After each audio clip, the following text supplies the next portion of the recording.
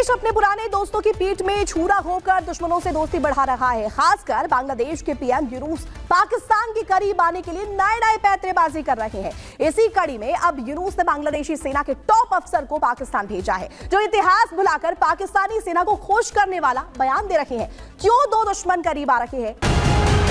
बांग्लादेश के पीएम यूनुस का पाकिस्तान प्रेम कम होने का नाम नहीं ले रहा। एक तरफ यूनुस भारत के खिलाफ लगातार जहर उगल रहे हैं, तो वहीं दूसरी तरफ वो पाकिस्तान के प्रेम में पागल हुए जा रहे हैं। इसी कड़ी में यूनुस ने बांग्लादेश की सेना के एक हाई रैंक ऑफिसर को पाकिस्तान दौरे पर भेजा है, जिसने जिन्ना की फोटो के सामने बैठकर पाकिस्तान के आर्मी चीफ जनरल मुनीर से मुलाकात की है। चीन और पाकिस्तान का नाम भारत के सबसे बड़े दुश्मनों में शामिल था, लेकिन अब इसमें मानो एक और देश जुड़ रहा हो। बांग्लादेश वो देश है जो इस समय भारत के खिलाफ अपनी नीतियों पर काम कर रहा है। बांग्लादेश की हर हरकत पर भारत की नजर है, लेकिन एक और हरकत ऐसी है जो बांग्लादेश ने की है और इसे भारत हमेशा याद रखेगा और बांग्लादेश को भी याद दिलाएगा। जी हाँ, वो बांग्लादेश जो पाकिस्तान से अलग होकर एक पूरा देश बना, वही बांग्लादेश आज भारत के एहसानों को भूल रहा है। जिस भारत की मदद से बांग्लादेश अस्तित्व में आया,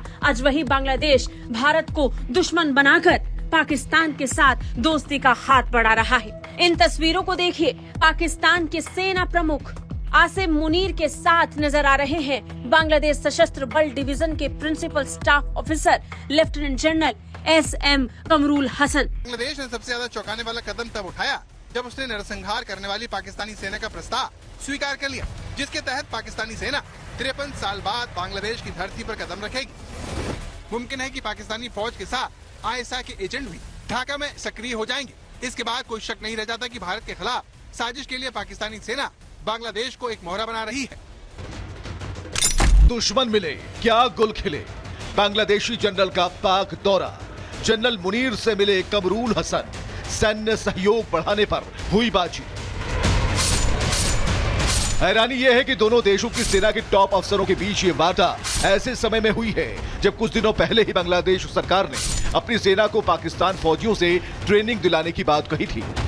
इसी के तहत बांग्लादेश ने सितंबर से दिसंबर 2024 के बीच पाकिस्तान से 40,000 राउंड गोला बारूद मंगवाया है, 2,000 राउंड टैंक के गोले और 40 टन RDX भी मंगवाया है। उधर बांग्लादेश एक बार फिर पाकिस्तान के चंगुल में फंसने की तैयारी कर चुका है। तख्ता पलट और हिंदुओं के नरसंहार के बाद अब बांग्लादेश की बात करें, यहाँ पर कई सालों के बाद पाकिस्तान की आतंकी फौज को अपने देश में घुसाने के लिए दरवाजे खोल दिए गए हैं। पाक आर्मी के एक मेजर जनरल रैंक के अफसर के नेतृत्व में एक स्पेशल टीम बांग्लादेशी आर्मी को ट्रेनिंग दे। पहले चरण की ट्रेनिंग मेमनशाही कैंट में army training and doctrine command ATDC मुख्यालय में होगी। 1 साल तक चलने वाली इस ट्रेनिंग में पाक आर्मी बांग्लादेश आर्मी के सभी 10 कमांड को ट्रेनिंग देगी।